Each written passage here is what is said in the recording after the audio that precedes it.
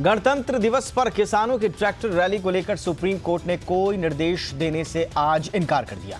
Court ने कहा कि किसानों को ट्रैक्टर रैली निकालने देना चाहिए या नहीं, ये तय करना पुलिस का काम है।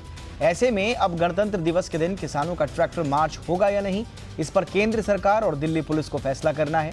हालांकि अदालत में बुधवार को फिर इस मामले की सुनवाई होगी। इस बीच कल यानी मंगलवार को किसानों और सरकार के बीच अगले दौर की बातचीत भी होनी है।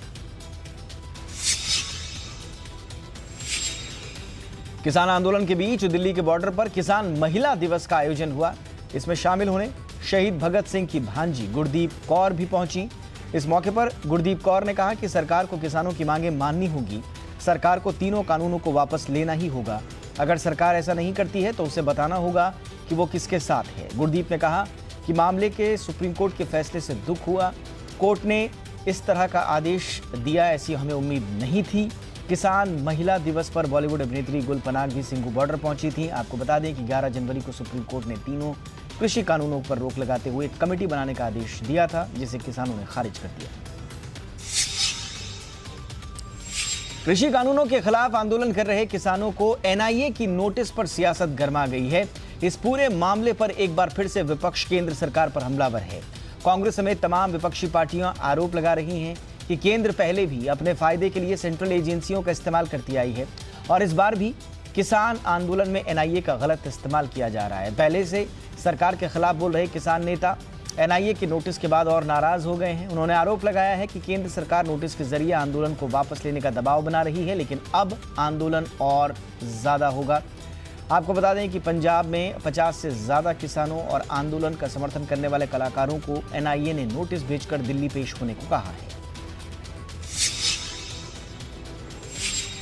पश्चिम बंगाल के दिनों दिन गर्माती राजनीति के बीच ममता बनर्जी ने एक बड़ा दांव खेला है। उन्होंने अपनी परंपरागत सीट भवानीपुर के अलावा नंदीग्राम से भी चुनाव लड़ने का ऐलान कर दिया है। पश्चिम बंगाल के सीएम ने कहा कि नंदीग्राम की रैली में बोलते हुए उन्होंने कहा कि वो यहाँ से चुनाव लड़ेंगी। रैली में शुभेंदु अधिकारी का नाम लिए बिना उन्होंने कहा कि मैं किसी से ज्ञान नहीं लूंगी कि नंदीग्राम आंदोलन किसने किया। कोई थोड़ा इधर इधर करने की कोशिश कर रहा है, लेकिन परेशानी की कोई बात नहीं है। आपको बता दें कि नंदीग्राम हाल ही में टीएमसी छोड़कर बीजेपी में शामिल हुए शुभेंदु अधिकारी का गढ़ माना जाता है।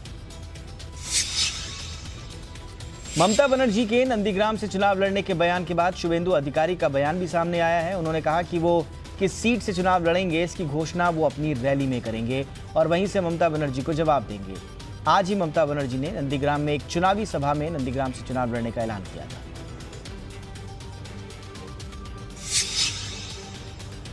पश्चिम बंगाल में टीएमसी और बीजेपी के बीच खींचतान कम होने का नाम नहीं ले रही है। बीजेपी के रोड शो पर एक बार फिर पथराव हुआ। मामला राजधानी कोलकाता में सामने आया। आपको बता दें कि इस रोड शो में केंद्रीय मंत्री देबाश्री चौधरी, बीजेपी प्रदेश अध्यक्ष दिलीप घोष और टीएमसी छोड़कर बीजेपी में शामिल हुए शुभेंदु अधिकारी शामिल थे। इस घटना के बाद शुभेंदु अधिकारी ने कहा कि पार्टी ने रैली के लिए पुलिस की मंजूरी ली थी, इसके बावजूद कुछ लोगों ने पथराव कर दिया। अधिकारी ने कहा कि टीएमसी की ये रणनीति काम नहीं करेगी क्योंकि पश्चिम बंगाल के लोग बीजेपी के साथ हैं और वो बदलाव चाहते हैं। पीएम मोदी ने गुजरात को बड़ी सौगात दी है। पीएम ने वीडियो कॉन्फ्रेंसिंग के जरिए सूरत मेट्रो प्रोजेक्ट और अहमदाबाद मेट्रो के दूसरे चरण का शिलान्यास किया। इस मौके पर प्रधानमंत्री मोदी ने कहा कि अहमदाबाद और सूरत को बहुत बड़ा तोहफा मिल रहा है। साल 2014 के पहले के 10-12 साल में सिर्फ 22 किलोमीटर मेट्रो लाइन ऑपरेशनल हुई थी, जबकि बीते 6 साल में 450 किलोमीटर से ज्यादा मेट्रो नेटवर्क शुरू हो चुका है।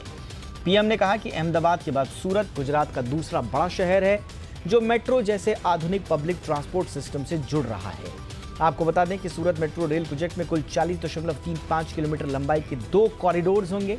इसकी अनुमानित लागत 12,020 करोड़ रुपए है। देश भर में कोरोना वैक्सीनेशन का आज तीसरा दिन रहा। दिल्ली, जम्मू कश्मीर, लद्दाख और बिहार समेत 18 राज्यों में टीकाकरण हुआ।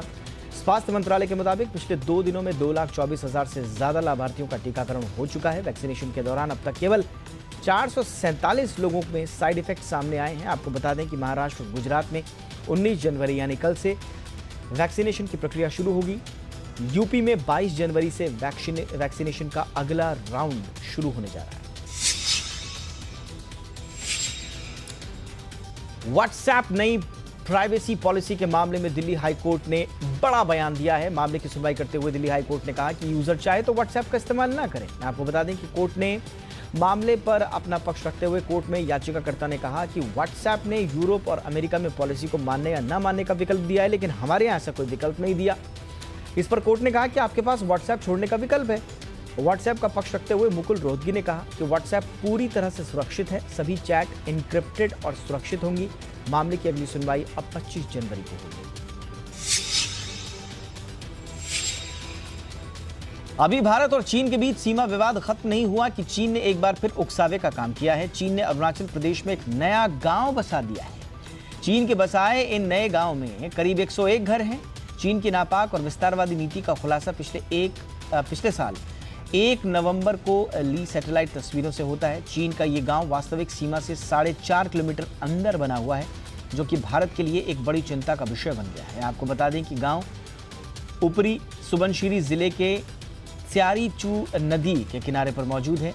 वही इलाका है जहां पर दोनों देशों के बीच लंबे समय से विवाद चल रहा है।